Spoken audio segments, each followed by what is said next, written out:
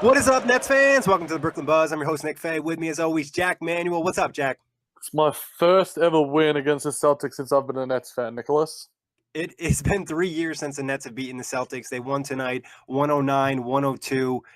Obviously, it was a close game at the end. It shouldn't have been close. The Nets were up by as many as 27, but they pulled out the W, and that's all that really matters. That's all that matters. 7-point win, 27-point win. It all means the same thing in the standings. And I wasn't confident going in. I never am generally, but against especially the Boston Celtics, we've lost the last 10 against them. But D'Angelo Russell was just simply stunning. Jared Allen was blocking everything with a heartbeat, and Rodions continues to validate his claims as one of the best rookies in this class.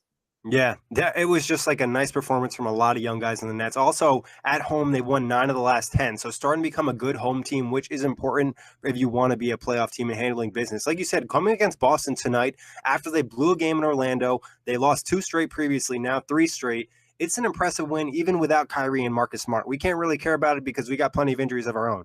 Yeah, exactly. And I mean, this team last season in its current iteration made the conference finals. So, like, we're still versing a very, very capable team with a lot of talent. Jaylen Brown, Jason Tatum, Al Horford, Gordon Hayward, Terry Rozier. All these guys are very, very good NBA players. And the fact that the Nets were able to put them on the back foot, it was sloppy at times, but that third quarter, that franchise-altering third quarter was pretty insane. Yeah, 44 points. And like you mentioned, D'Angelo, I think, had 18 in that quarter. Before we get any deeper, just a quick reminder, check out the Buzz, iTunes, Blog Talk Radio, OTGBasketball.com, NetsRepublic.com, Dash Radio, and YouTube. But let's talk D'Lo. I know a lot of people have complained about his minutes. He saw 37 minutes tonight, dropped 34 points, 5 rebounds, 7 assists, 5 turnovers. He just had moments in that third quarter where he just looked like a pure all-star. Yeah, he really did, and I mean, it's a pretty stacked sort of race out there for the guard position. But D'Angelo Russell certainly made his claim for it because he had one of the more spectacular performances of any net this season, and he was just doing it on all ends of the floor. He was nailing the threes, and he was just bringing the energy, despite the fact that when it's teams like Boston and New York and they come into our home to Barclays Center, they tend to overrun us in terms of the fans. D'Angelo Russell got the Barclays crowd on his back, and his game, I'm very much looking forward to hopefully having the play-by-play available so I can break it down. But it was one of the more complete performances we've seen from D'Angelo Russell, and we seem to keep saying that. Yeah, and I really like the way he starts the game. First possession of the game, gets a steal. First offensive possession, knocks down a 3. And it was good off-ball movement, too. And I think when he starts the game right and he has that right mental mentality, he's just such a better player. And also, I just love the arc he could put on a shot in that third quarter. There was times where he just was putting it over anybody, and he was fading away, dropping back, whatever it was. You just felt like it was always going in. The Celtics are a good defensive team, a very good, an elite defensive team. But they just couldn't stop him. D'Angelo was hitting the 3. He was hitting the mid-ranger. He was getting to the rack a couple of times. I think that his offensive skill set is becoming a lot more complete. And I think the change in defensive schemes that Coach Kenny and Brad Stevens also remarked at before the game are really benefiting him as well in terms of getting out in transition and also just being able to make it a little bit easier for him to defend, because we all know that's not necessarily his specialty. Yeah, it definitely helps him. One thing he does have is solid length and quick hands. So in that zone, he's able to be a little bit better. And I thought we'll talk about it a little bit more later, but I thought it was very clever from Kenny, soon as Brad Stevens called that first timeout, to come back and throw the zone at him, because you knew the Celtics probably weren't expecting that in the first 29 seconds of the game. I think Coach Kenny, I mean, we obviously heard the remarks by Brad Stevens praising him before the game, but he's continuing to sort of validate himself as being a Coach of the Year candidate. And I think these sort of games where you outclass a more favored opponent, and, the Boston Celtics, to all the media hubbub surrounding them, you would expect them to sort of come out and make a real statement, even in the absence of Kyrie Irving. But the Brooklyn Nets were ready for it, and they made a real statement. And I think Coach Kenny was a big part of that. And I don't think you can. I mean, we're going to continue to probably have Coach Kenny talks throughout the season, but everything that he did tonight, he made the timeouts at the right time. He called the right plays, and our guys just executed.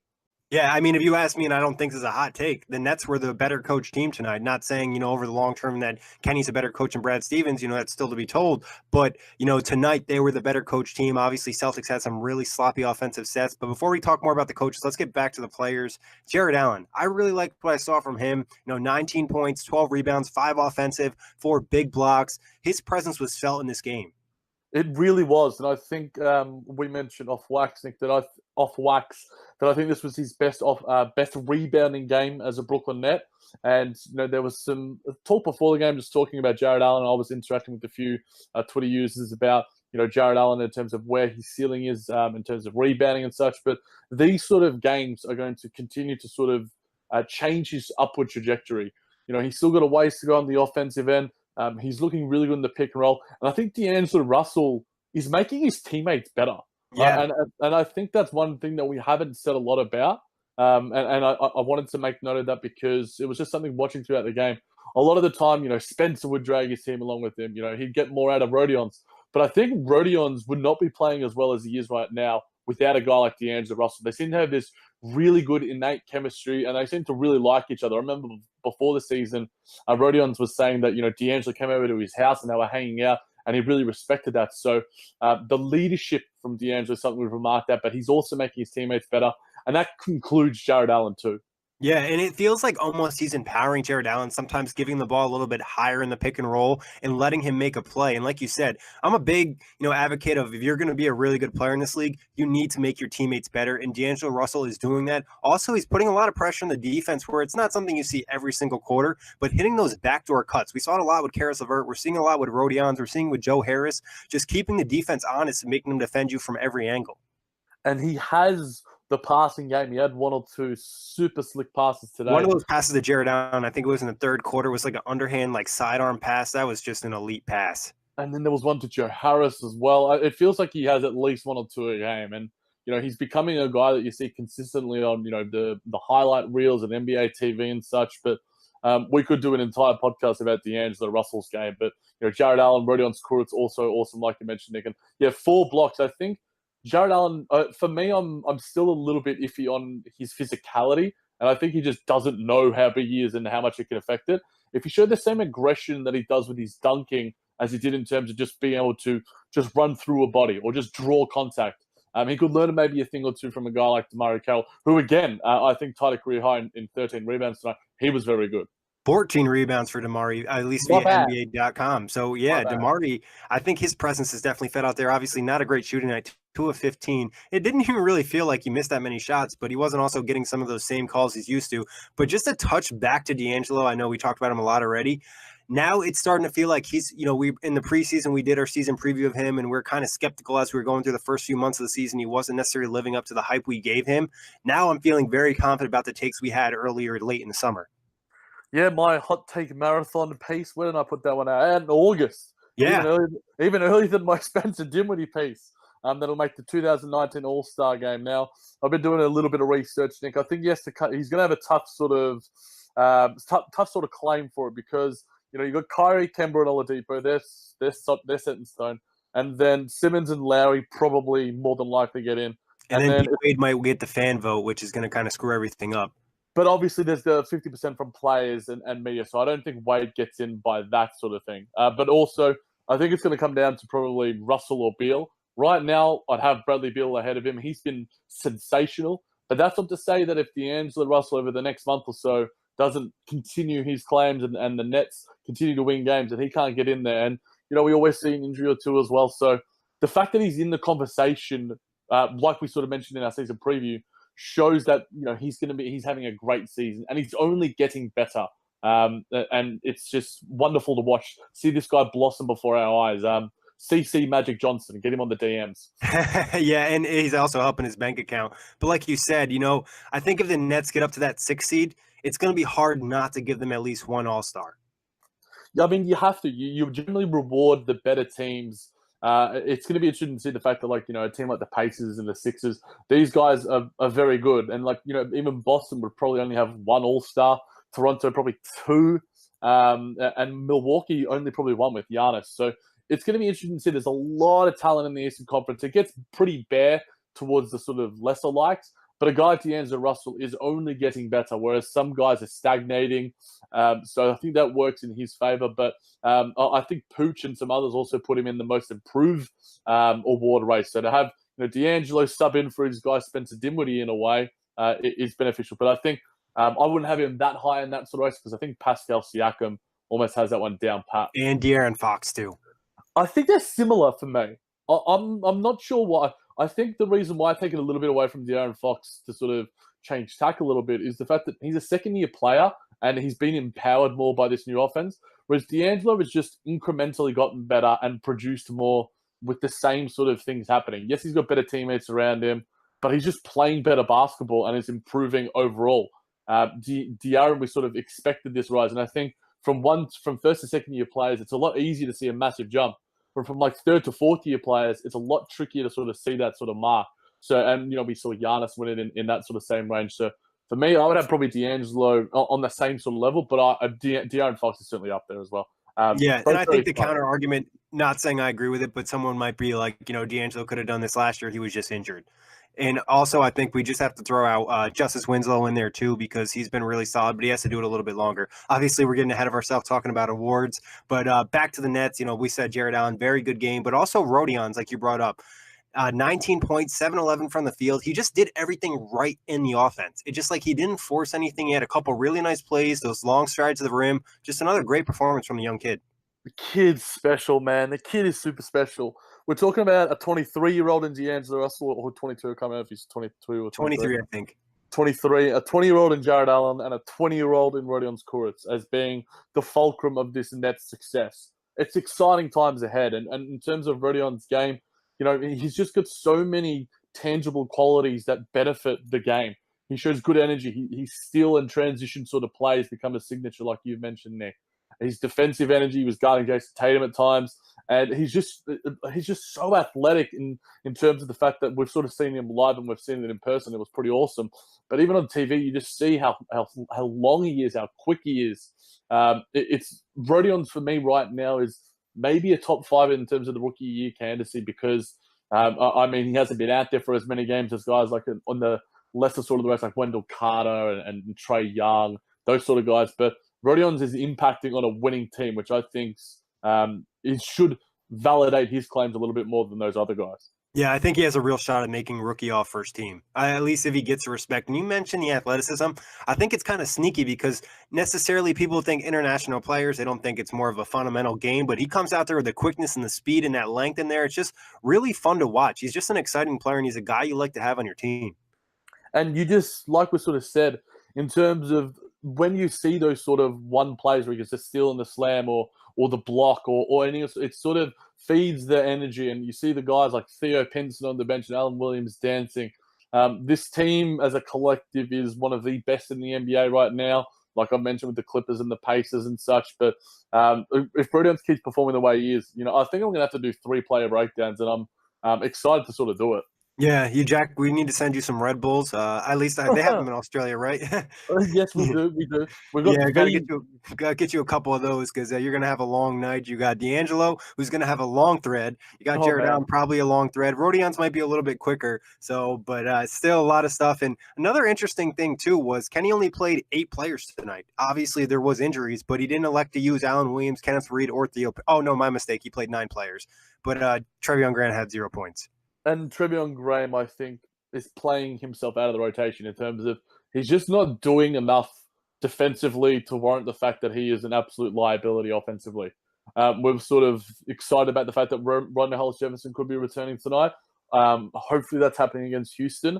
But if Rondae comes back, he immediately takes those minutes away from Treveon. And despite the fact that he does 1 or 2 good things a game, I think Rondae might clog the offense a little bit, but he still does enough on both ends of the floor to be able to usurp a guy like Treveon Graham, who has not been playing that well of late, despite the fact that we've seen him live and he's been good-ish.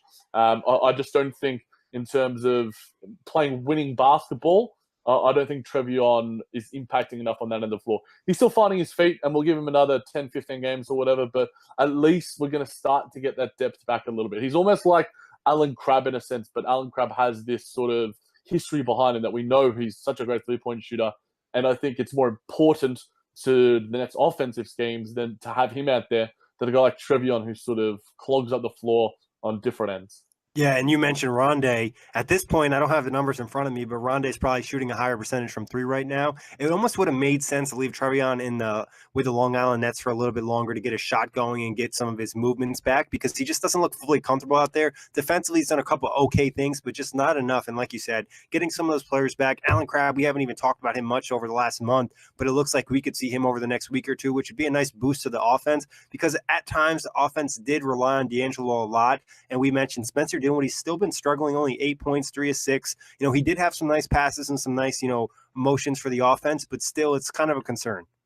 It is a little bit of a concern. I think Nets fans would love to have both of them performing at their best, but at least we've got both of them in reserve in terms of if one guy's not performing, the other one is.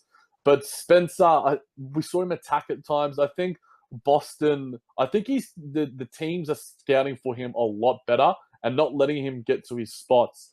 We saw that absolute dagger of a three-pointer from the freaking logo in Manhattan, which was one of the highlights of the game. But I have full faith and confidence in the fact that he is going to get out of this quote-unquote slump. Yeah, I think what he needs is just maybe a little bit of a mid-range game or a teardrop like we've seen from D'Angelo because teams are just crowding the paint and right in front of the rim. So he's having a little bit harder time getting to the spots he likes. Yeah, and I think and I think Kenny's empowered the guys a lot more to take those sort of shots. We've seen D'Angelo, he makes the mid-ranger look good. And I think Spencer has that acumen in him to hit shots from anywhere on the floor. So I think he'll find his footing soon enough. I'm very confident in Spencer Dinwiddie, but he might not be winning Sixth Man of the Year if he keeps playing the way that he is. Yeah, he needs to find a way to get out of it. Obviously, there's going to be a couple more matchups. Hopefully, he can take advantage. And then, obviously, this is farther down the line. But when we have Karras back, it'll have 3 guys who could potentially go off, and you're almost guaranteed at least one of them is going to have a big night. So that's a positive moving forward. Any other players you want to talk about, Jack, before we move on to more of the team stuff? Let me take a look at the box score. Big Ed always does his thing. He's always rebounding, being that tough dude down in the paint. There's nothing really much to say except he just is consistent game in and game out. Definitely, and I think my boy Joe Harris as well, despite the turnovers. Pretty much the same thing. We know Joe is Joe. You know what I mean? Like he might not have his best shooting game, but he still has his positive impact. Yeah, it was just the turnovers were a little bit frustrating. I think the turnovers overall were frustrating, but Joe still impacts when he basketball, still gets double digits as a starter, and will consistently play 30 minutes plus. I'd be surprised if over our last sort of 15, 20 games, Joe Harris wouldn't be up there in terms of leading the team in terms of minutes with a guy like D'Angelo Russell. But a good game all around, good team effort, and the fact that we could have some guys, drag the team along was really, really nice. And the playoffs looking more and more likely game by game. And, we get one up on the Boston Celtics, who are right there with us, as are the Miami Heat. Yeah, and going to this, obviously it helped that Kyrie and Smart weren't there. Now we're facing Houston, an upcoming matchup, and possibly a chance to take advantage of them without Capella. But talking about the game a little bit, were you concerned with the fourth quarter, like long term, or is that just something that's always going to happen in games? Teams are going to go on long runs when you're up big. Oh yeah, it's generally going to happen. I think it was something like a 30-10 run or something along those lines. There was obviously it's not ideal, and you'd rather just close out the game, but a team of the Boston Celtics caliber, I think, you have to expect it. And they're going to come back. They've got these good guys. They're a well-coached team. If that happens against a team like Atlanta or a team like Chicago, that's when you start to get a little bit worried. I think the offense certainly stagnated a little bit. They were looking to D'Angelo a little bit too much rather than getting into their sets. But at the same time, to close it out, I think shows a level of maturity. But again, you'd rather get the double-digit win. But like I mentioned earlier, it's a win nonetheless. Yeah, and I think it's almost a new experience for this team. And we talked about it a little bit earlier with some of their late game struggles. They weren't used to necessarily being up in those games and what to do. And they're not really used to being up big. You know what I mean? They're not used to having these 20-point leads against a great team like Boston. So now it's just kind of something to develop. Like you said, I think the offense got a little stagnant. One thing I think you need to stay aggressive. You see Golden State. They don't really ever slow down the pace when they're up big. They just keep doing their thing. And I feel like that's something the Nets can kind of learn from. Obviously not as talented as Golden State, but they're so much better, in my opinion, when they tend to push the pace a little bit and get some of those mismatches in transition.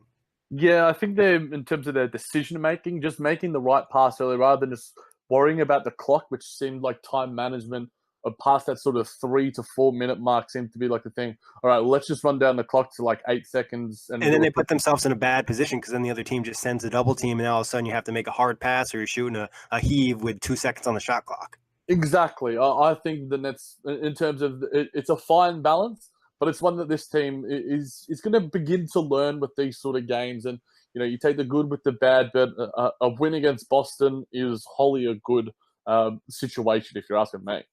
Did you think the defense was very good tonight, or was Boston just missing shots? Both. I think it was the ability to sort of throw different looks at them. A guy like Jason Tatum is a very talented player. Jaylen Brown, who I advocated for a trade on the OTG trade deadline marathon to the Nets, is a very talented player, very aggressive player, which I really liked about him tonight. But at the same time, the Nets were just able to make them uncomfortable in a lot of different ways. The Nets don't have high-level defensive talent like the Celtics do on both ends of the floor. But I think the Nets were just able to do enough things to sort of disrupt the flow of Boston. They're not the most gifted team when it comes to individual offense.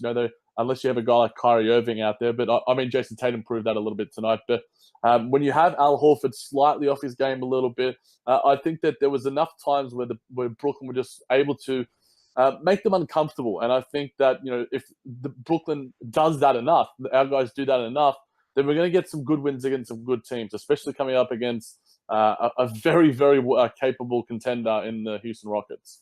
Yeah, no, I think you were spot on, Jack, when you said they disrupt the offense, because that's what they do. Now the offense has to read what's going on defensively. Like we've mentioned, teams are playing more zone this year, but the Nets are doing a lot, and they're switching from possession to possession sometimes. It's not like, all right, we're running zone for 2 minutes. We've seen them run zone for like 2 plays, switch back to man, and then go run zone again. Obviously, some of that is transition defense and just kind of collecting yourself, but I think it's really causing problems because the offense actually has to read what's going on. And it's even a couple seconds off the shot clock, which makes all the difference.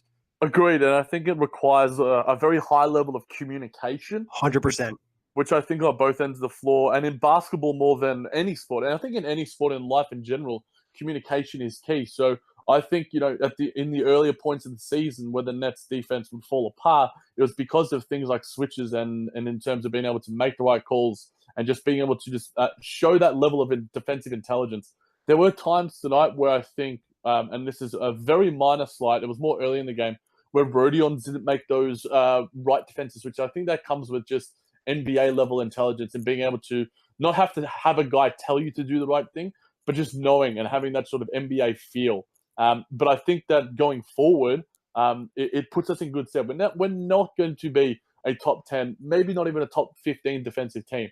But if we could just do the right things for enough plays and for the 4 quarters and show enough energy, then we're going to win games.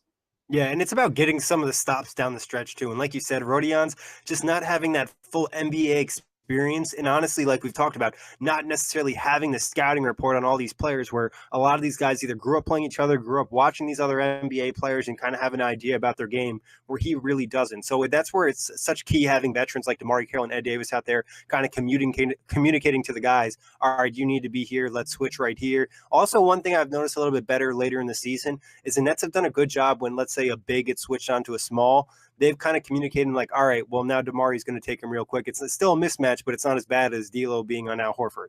Yeah, I saw that D'Lo on Al Horford a couple of times, and Rodions would switch onto him a few times. And there would be a lot of times where Al would get the bucket, but at least it makes it a little bit harder. It requires a little more energy, a little more effort. So it leaves Al Horford, a little more winded on the other end of the floor. So I think the Nets are becoming a lot smarter of a team. And I think that comes down to a lot of the things that Coach Kenny is instilling, and our guys are showing real leadership on the floor. Jack, anything else you want to throw in about this game? I think as a Nets fan for the past 5-6 years, this was probably one of my more jubilant experiences. I know my dad was experiencing it with me. He could probably attest to the fact that I was yelling quite a bit, but it feels good to beat Boston, let me tell you that. It does. It definitely does feel good to beat Boston. It's just an emotional game. My dog definitely thinks I'm weird for clapping by myself, but I'm going to still do my thing. Jack, how confident are you going into Houston without the Rockets having Capella? I mean, I think that the Nets can do something. I think James Harden is going to be James Harden. It's going to come down to the fact that, James You're Harden. going to have to get creative against him because obviously, like you said, we don't really have any of the lockdown defenders. It's going to have to be some creative type of defense to stop him or at least slow him down because he has 30 straight in I don't even know the amount of games right now. I think it's 17 or something along that. I think like tied. That 30. is just so ridiculous. I mean, this guy is just a walking cheat code. And if you're not enjoying him, then you don't enjoy basketball.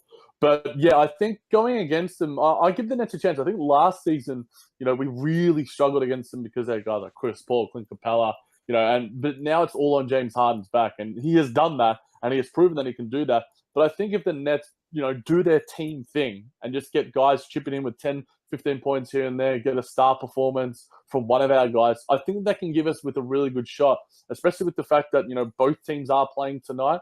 And get a little bit of a rest. But I think that it should be pretty close, and I think it should be a hard-fought game. And I think we can make things difficult for a pretty informed team in the Houston Rockets. Yeah, I think this is a really good opportunity for Spencer to step up too. I just feel like there's no Clint Capella, not a great rim protection. That team, their defense isn't the same as it was last season. They're not going to probably put any lockdown defenders on them, and they're banged up. I hope Spencer can kind of bounce back in this game. We can pull off the W. But Jack, that wraps it up. As always, a pleasure. Thank everybody for listening. Check us out: iTunes, Blog Talk Radio, OTGBasketball.com, NetsRepublic.com, Dash Radio, and YouTube. Also, shout out to OTG because we're running a trade deadline marathon. Jack's got a couple trades up, Nets related, and a ton just coming every day up to the NBA trade deadline.